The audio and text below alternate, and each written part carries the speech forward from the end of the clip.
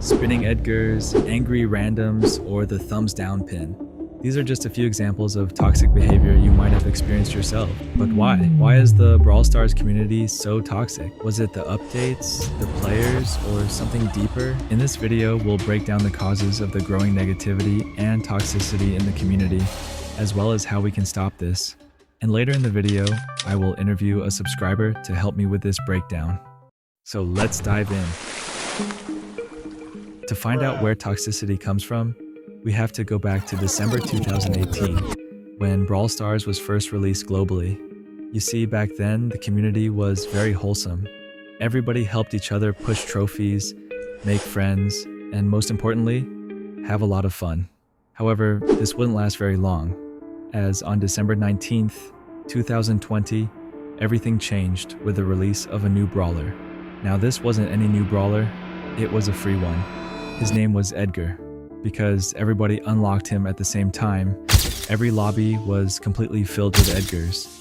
If you even tried starting a match with a different brawler than him, you would just become their prey and get absolutely destroyed.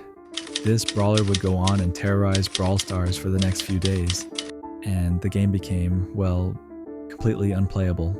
This made a lot of players really angry, and it eventually sparked a level of hate in the community never seen before. Whilst everyone was processing the Edgar incident, the best players in the world were preparing for the second ever Brawl Stars World Finals. You see, at the time, Brawl Stars wasn't a very competitive game yet. However, this year's World Finals would change that. The event was a major success, bringing a lot of attention to the game's competitive scene. This only grew when Brawl Stars saw some major competitive updates, like updates to ranked, better leaderboards, and so on. But little did we know that this increased level of competitiveness would ultimately lead to a lot of toxicity inside the game. Human beings hate losing, it's simply in our DNA. So with the game becoming more and more competitive, people want to lose less and less. And on top of that, the majority of Brawl Stars players are still young kids, and they can have trouble accepting a loss. That's why people take out their emotions on others.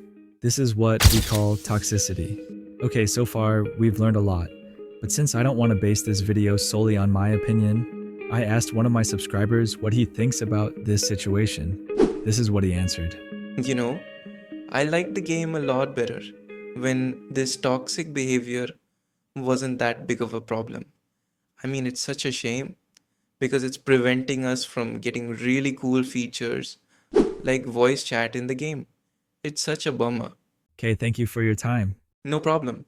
But maybe Brawl Stars themselves want toxicity in their game. Because why would 90% of all pins and sprays be toxic themed? The Brawl Stars developers play it really smart since they know that toxicity keeps the players engaged, thus making the company more money. So that still begs the question, what can we do about it? Well, to start small, don't always blame your teammates for everything.